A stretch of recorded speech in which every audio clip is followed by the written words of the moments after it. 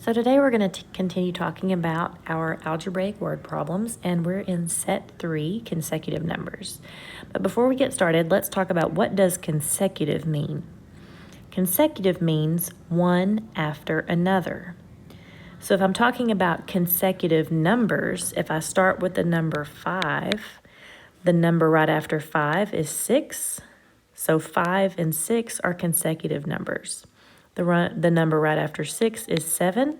So 6 and 7 are consecutive numbers.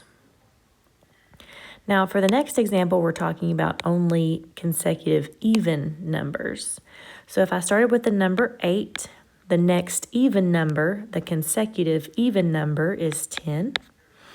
Then the consecutive even number after that is 12. So 8 and 10 are consecutive even numbers. 10 and 12 are consecutive even numbers. What about consecutive odd numbers? If I start with the number 13, the odd number that's consecutive with 13 is 15, and the odd number that's consecutive with 15 is 17. So now that we've talked about what consecutive means, let's look at number 14 to work together. It says the sum of two consecutive numbers is 123. Let's go back. What are consecutive numbers? Consecutive numbers are numbers one after another. So if I have two numbers, that means I have a first number and a second number. If I let the first number be x, we need to figure out what we need to do to x in order to get the second number. So if I look back up here at consecutive numbers, what's happening between each number? To get from 5 to 6, I need to add 1. To get from 6 to 7, I need to add 1. So if I'm trying to find the consecutive number with x, what do I need to do? I need to add 1. So I need x plus 1. So the sum of these two consecutive numbers, sum means add, so I need to add these two consecutive numbers together. So the first number is x, the second number is x plus 1, so I've added these two together. It tells me that the sum is 123, so I set this equal to 123. So after we have it set up, all we have to do is find the numbers. We find the numbers by solving the equation. So we combine like terms. X plus x is 2x. From here, we need to subtract 1 from both sides. So 2x equals 122. Then we need to divide both sides by 2 in order to solve for x. So 122 divided by 2. 2 will go into 12 6 times. 6 times 2 is 12. Subtract it off. We don't have anything left, so I bring down the 2. 2 will go into 2 one time. So 122 divided by 2 is 61.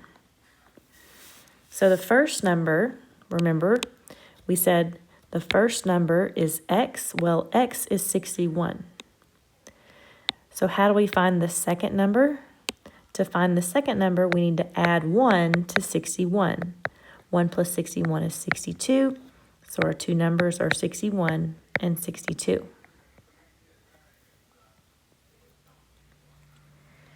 For this next problem, we are looking for two consecutive even numbers whose sum is 54. So we need to look at even numbers now.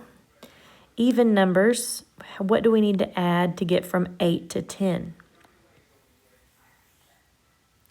To get from 8 to 10, we need to add 2. What do we need to add to get from 10 to 12? To get from 10 to 12, we need to add 2. So in order to find consecutive even numbers, we have to add 2 each time.